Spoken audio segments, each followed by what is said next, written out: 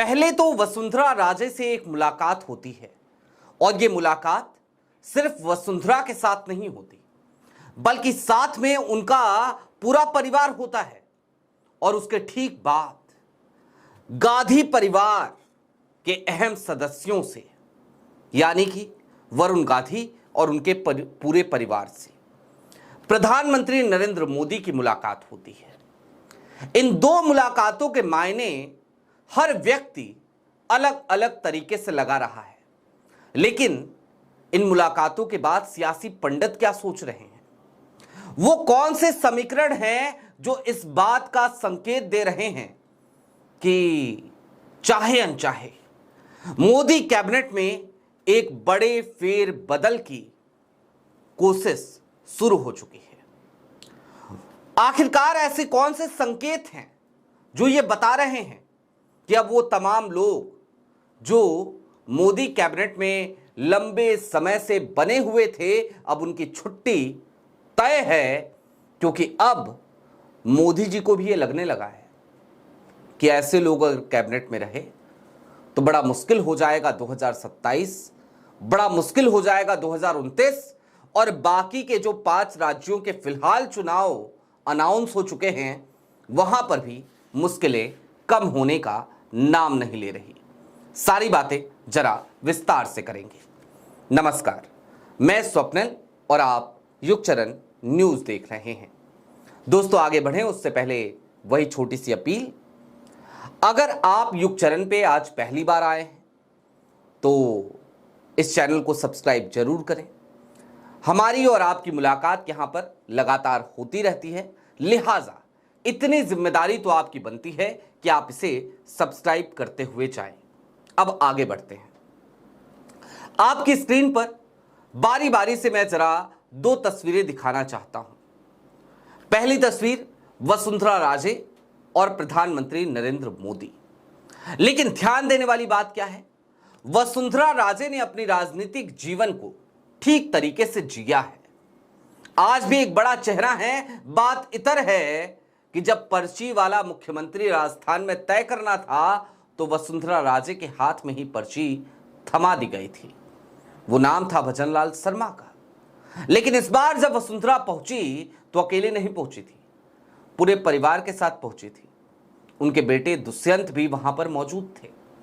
दुष्यंत की यहां पर मौजूदगी किस बात का संकेत है वो आगे समझेंगे। आपकी स्क्रीन पर दूसरी तस्वीर है। यह तस्वीर जाहिर सी बात है आप सब पहचान रहे हैं, राहुल गांधी के चचेरे भाई संजय गांधी के बेटे मेनका गांधी के सुपुत्र वरुण गांधी की है।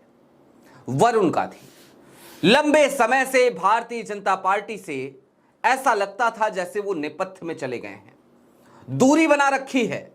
भारतीय जनता पार्टी के खिलाफ लगातार बयानबाजी करते हुए भी हमें वरुण गांधी नजर आए थे। लेकिन ये तस्वीर अपने आप में एक कहानी गढ़ती है।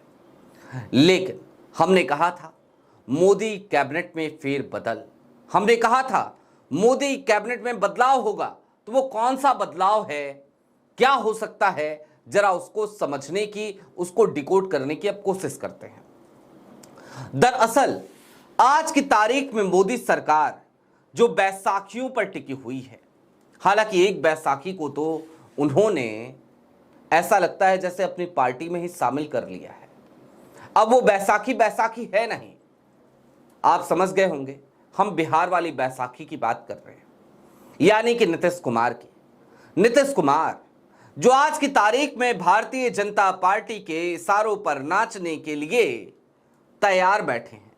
भाजपा कह देती है कि आइए राज्यसभा चले जाइए, तो मुख्यमंत्री का पद छोड़कर राज्यसभा जाने को स्वीकार कर लेते हैं और बकायदा इसे अपनी जीत की तरह बताते हैं और कहते हैं कि देखिए, मैं विधान परिषद का सदस्य रहा, मैं विधानसभा का सदस्य रहा, मैं लोकसभा का सदस्य रहा, और अब मैं एक ही सदन बचा था राज्यसभा, मैं वहां जाना चाहता था इसलिए जा रहा हूं। जब इस तरीके के एक्सक्यूजेस दिए जाते हैं ना, तो बिहार की जनता सारी बातें समझ जाती है।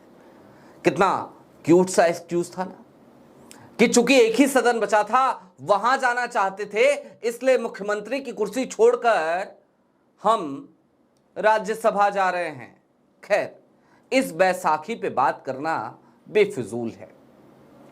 लेकिन दूसरी तरफ एक और बैसाखी है, और वो बैसाखी है चंद्रबाबू नायडू की, आंध्र प्रदेश की। और आंध्र प्रदेश की ये बैसाखी आज की तारीख में मोदी सरकार के नाक में गाहे बेगाहे दम करती रहती है। कभी चंद्रबाबू नायडू दिल्ली आकर डेरा डालते हैं तो पैकेज मांग लेते हैं, अपनी डिमांड्स रख देते हैं, तो कभी कभी अपने बेटे नारा लोकेश को भेज देते हैं, और नारा लोकेश आते ही तमाम कैबिनेट मंत्रियों से मुलाकातों का एक सिलसिला ऐसा शुरू करते हैं कि पूछिए मत। हर जगह नारा लोकेश की चर्चा होने लगती है, उनको लोग सुपर सीएम कहने लगते हैं। लेकिन वो कौन से मंत्री हैं अब, जिन मंत्रियों की छुट्टी तय मानी जा रही है, जरा उसको भी समझिए। एप्स्टीन फाइल के सार्वजनिक होने के बाद और उसमें हरदीप पुरी साहब का नाम आने के बाद हरदीप पुरी साहब बैकफुट पर जा चुके हैं। दूसरी तरफ विदेश मंत्री एस जयशंकर, उनकी कुर्सी पर भी तलवार लटक रही है। लेकिन इन सब के बीच जो सबसे बड़ी तलवार लटकी है ना, वो तलवार लटकी है धर्मेंद्र प्रधान के ऊपर। यूजीसी का मुद्दा हो या फिर कि सुप्रीम कोर्ट में भ्रष्टाचार के मुद्दे पर एनसीईआरटी के पाठ्यक्रम में एक लेसन का शामिल हो जाना, हर मसले पर, मैं पूर्वांचल से आता हूं, हमारे यहां इस शब्द का इस्तेमाल होता है लेथन, तो इस लेसन ने वहां पर लेथन मचा रखा है। तो धर्मेंद्र प्रधान की कुर्सी सबसे ज्यादा संकट के दरगाह में जाकर खड़ी हो गई है। और वरुण गांधी आज वहां क्यों पहुंचे इतने विरोधाभास के बाद? जब वो डिवाइड एंड रूल की पॉलिसी से ऊब चुके थे, जब वो खुलकर मोदी सरकार के खिलाफ बयानबाजी करने लगे थे, उसके बावजूद वहां जाने की जरूरत क्यों पड़ी? इसको थोड़ा और अच्छे से डिकोड अभी करेंगे। लेकिन हां, आज की तारीख में कमोबेश ये समझिए कि भारतीय जनता पार्टी ये समझ चुकी है कि अब जो मौजूदा कैबिनेट है, ये कैबिनेट उस तरीके से काम कर नहीं पा रही। इसकी परफॉर्मेंस हर गुजरते दिन के साथ भारतीय जनता पार्टी की छवि को, या फिर कि सो कॉल्ड महामानव, सो कॉल्ड विश्वगुरु, सो कॉल्ड प्रधान सेवक की छवि को तार तार कर रही है।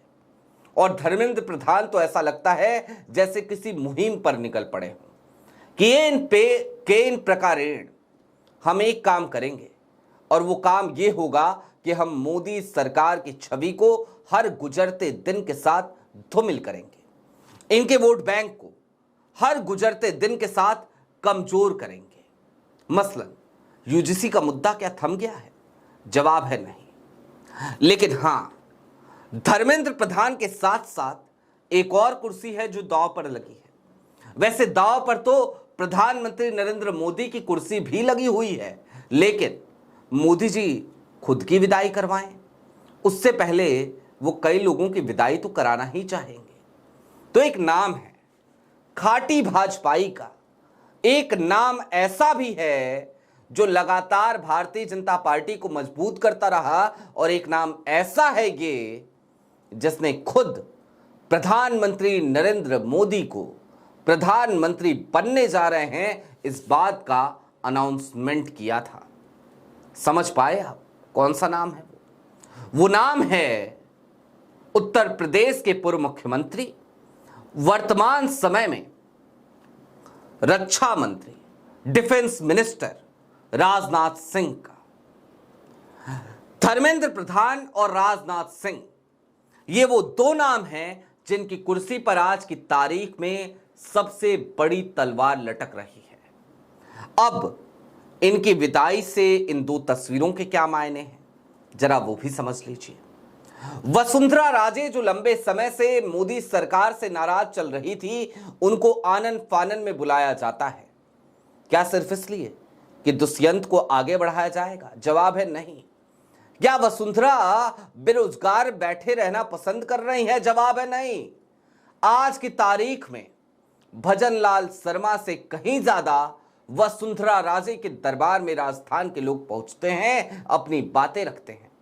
यानी कि आज की तारीख में भी वसुंधरा राजे किसी सुपर सीएम की ही हैसियत में हैं।